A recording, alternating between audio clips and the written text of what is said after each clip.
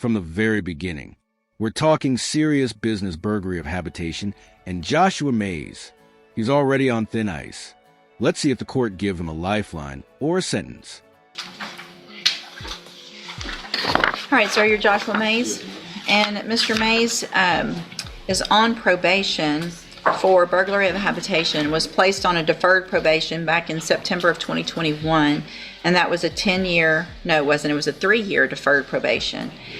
There was a motion to adjudicate filed. We were here before. Mr. Mays pled true to failure to report and failure to pay court-assessed fees. Let's see, hold on a second, let me go back and find what the other counts were. So it looks like, do you want to put on any evidence with regard to counts 2 and 3, the education program and the MRT? Yes, I do, Your Honor. All right, you can call your first witness, Mr. Nichols. You swear, right? Yes, would you please raise your right hand, ma'am? Do you swear or affirm the testimony you're going to give in this hearing will be the truth, the whole truth, and nothing but the truth? Thank you. Ms. Joseph, how long have you been supervising Mr. Mays? Since April of 2022. And during that time, was he ordered to participate in the GED? Ordered to get his GED and didn't do it. Not only that, he didn't even provide proof he tried. That's not just neglect. That's waving a red flag at the judge. Yes, sir. Has he completed that? No, sir. Did he provide you the verification that he was participating in that? No, sir. Are you aware of the issue he outlined in the letter to the court that he claimed he made progress while at ISF, but those credits would be accepted by the program? Or do you know what that issue is? I read it in his letter. Do you know anything else about that, whether or not they would take those credits or not? No, sir. Okay. But did he give you the verification that he's been participating in that GED program? Okay. And moving on, was he also ordered to participate in the moral recognition therapy program? Yes, sir. And has he participated in that? No, sir. What level of participation has he done in the MRT program? He has not even begun to start it. However, while we were waiting to come to court for this, they have since discontinued for a period of time until they can hire someone to offer the class. And we will again, but it's just worthwhile to note that while we were waiting, somebody retired, and so they had to hire someone else to start. At what point did they suspend the MRT program? March of this year, Okay. March or April.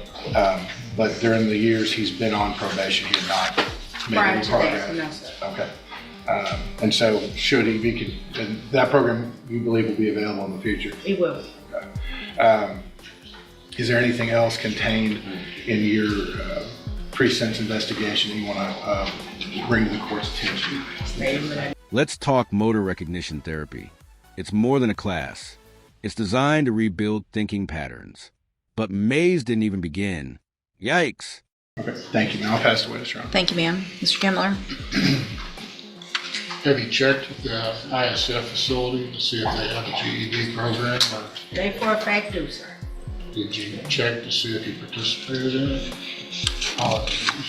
Did you check to see if he participated in it? He didn't mention anything about it until after his release from the facility. And my question is, did you try to No, I check? didn't have a reason to, Mr. Kimmler. He didn't say that he had participated in that until after his release. No, I'm not trying to put you in a defensive posture. I'm just wondering if there's been any kind of independent attempt by the probation department to corroborate what he said about participating in the program while at ISF. He didn't present any documentation. So my question- And I didn't check with ISF to verify what he said. But just to be clear, ISF does in fact have a GED program? They do. Okay. Has he maintained employment while he's been on probation? He has. So lack of a GED, and again, the GED is worthwhile on its own merits, but it doesn't seem to have impacted his ability to maintain employment, the lack of the GED. He's been able to maintain employment without it. He's been working a job, so clearly he can show up when he wants to, but skipping court-ordered programs. That's cherry-picking probation rules, and that doesn't sit well with judges. So So he would say he has worked faithfully at suitable employment. He has. What is the moral recognition class? Is that how you say it? Recognition? Yes, sir. That's how you say it. How many sessions is that? 8. Over a week, once a week, or once a month? They present one lesson each week until they have finished the course. And it's a progression, then they're different classes. It's like a progression 1 through 8. There So is you a would have book that they have to purchase, and they do each chapter in the book until they have completed the book. In sequence, right? Yes, In sir. sequence. So he would need at least 8 weeks to complete that if he took one session per week, is that right? Yes, sir. Has he maintained proper demeanor with you? Yes, sir. And as far as his reporting, he certainly hasn't become an absconder, is that? He's been an absconder 3 times. Well, as far as what she's concerned, has he maintained contact with you, or has he become an Since his absconder? release from custody, yes. He's maintained contact Yes. with you and reported this directly. Yes.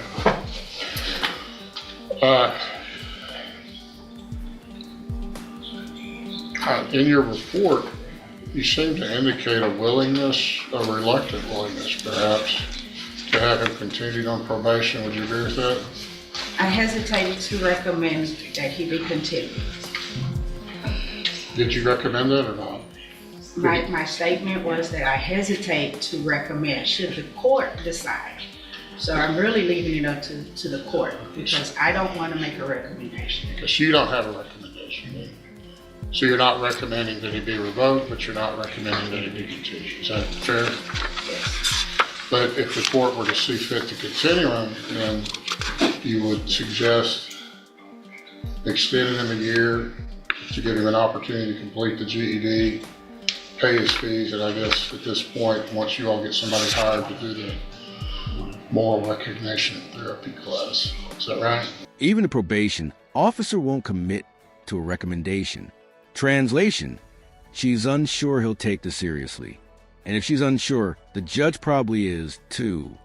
Right, and I also recommend you come back to verify. Every 6 months. Yes. Sure. Because he has a habit of not reporting.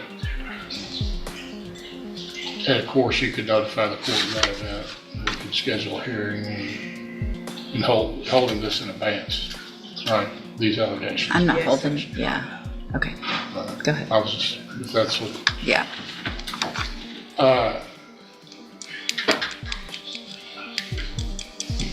what's the purpose of the moral recognition therapy class? Since what's that directed to achieve with the probationers? It's to teach them moral standards, have a sense of ethics and values, as well as other life skills. To what end? To keep them from reoffending, would you agree? Yes, sir. Be a good citizen. Yes, sir. Has he reoffended since he's been on probation? Do we know? No, well, no, sir, he has not. That's what. I have another question concerning those allegations, Your Honor. Thank you. So concerning those allegations, number 2 and number 3, I am going to find those true, that there's sufficient evidence to find counts 2 and 3 true. And so what, the ISF that he went to, it doesn't say if it was cognitive or, do you know, Mr.? It would have been a combination of both at the time. It was substance abuse cognitive intervention tracks because he tested positive for THC. So he went, back then, you could do both. You can't do that now. I don't think. Based on what they're offering at this point. But yes, he went for cognitive as well as substance abuse. Okay. And we're referring to the admin hearing from January 15th of 25, Your Honor. Thank you. Indicates that on January 12th of 2024, that it was recommended and approved that he, or on the 23rd, sorry, that he would successfully complete ISF cognitive and substance abuse tracks.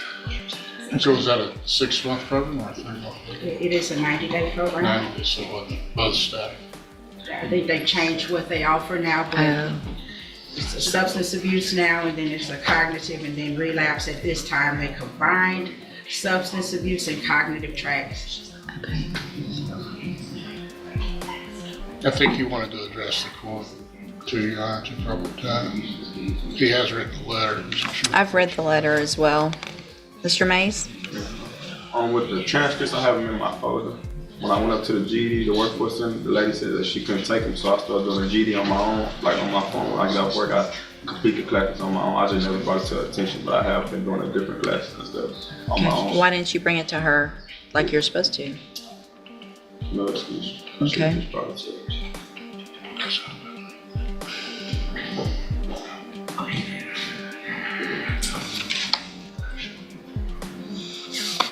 Mr. Nichols? Judge, I know that this is a tough call for the court. These aren't the worst allegations we've ever seen, but he's also in zero tolerance and has been several times sanctioned, both in jail and with the ISF programs. And still, after only 3 years on, not even 4 years on probation, Judge, we're back yet again. It's really a test of. This is a turning point. The judge is laying it out. Prison or reform. And Maisie's been warned. This is a final fork in the Because that's what he was ordered, was no problems whatsoever. And missing 3 months of reporting is a pretty big red flag to me, Judge.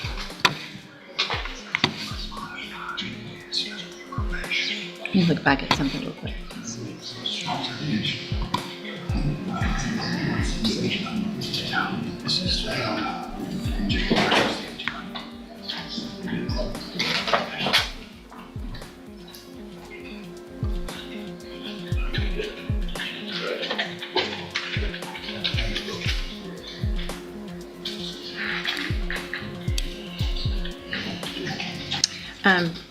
Also, before I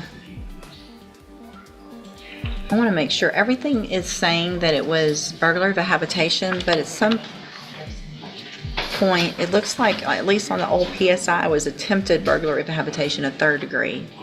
I want to make sure all the administrative hearings, the motion to revoke, everything says burglary of a habitation. I want to get that cleared up. Your Honor, actually, I think the indictment is attempted. At least I'm looking at the indictment that's captioned attempted burglary of a habitation. Okay, so the burglary of a habitation, do you want to make an oral motion to amend at least this motion that we're talking about today? Yes, Your Honor, I will change burglary of habitation to attempted burglary of a habitation, comma, a 3rd degree felony. All right. So we're talking about a 3rd degree felony. So, Mr. Mays, the problem is that you just like to do what you want to do when you want to do it. And Could I argue? The thing I just wanted to say is, it's kind of a glass half full, glass half empty thing. If you want to look at somebody that we're trying to return to the community as a productive citizen, which is the goal, versus sending another person to the penitentiary, he has maintained employment, and he's had some, I guess, hiccups on probation as far as reporting, but he hasn't reoffended and he's employed. He seems like he is making a positive contribution to society at this stage. I don't really see where the interest, me personally, as the interest of the community would be a service to send another person to the penitentiary where they are making enough progress. And again, it's marginal, but looking at the totality of the circumstances to keep working with him, to hopefully keep him out of prison where he can keep employed. well, here's my thoughts, Mr. Mays. You're not going home today. That's not happening. You're not going to walk out of here today. You're either going to get revoked and go to prison, or you're going to go to the cognitive track of ISF. Because somewhere along the path, you did not pay attention and you haven't learned from whatever treatment you've had before to make better decisions. You've been put on zero tolerance. You've been told don't miss another appointment. You have now 3 different times been given these opportunities and have not taken advantage of them. I don't disagree with Mr. Kimler. You haven't reoffended.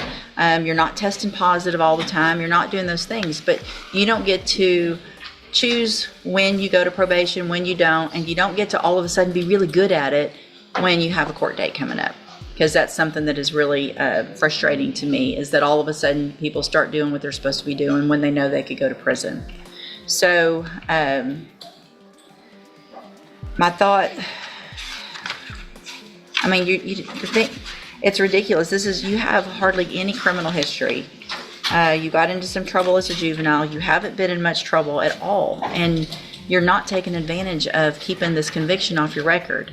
And that's going to be on you, not on me, if this happens again.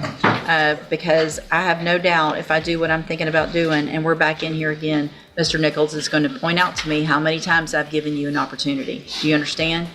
There will not be another opportunity. I'm going to find that you entered your pleas of true to counts 1 and 4 freely and voluntarily. Find those counts true. Again, find that there was sufficient evidence to find counts 2 and 3 true and find those true. I'm going to find sufficient evidence to find you guilty and revoke your probation, but I'm not going to do that. I'm going to continue you on probation. I'm going to add an additional 3 years to your probation. So you could have already been done, but instead you have 3 more years. And that's the 1 year for every time that you've been an absconder. So that's what you're going to have to do at this point.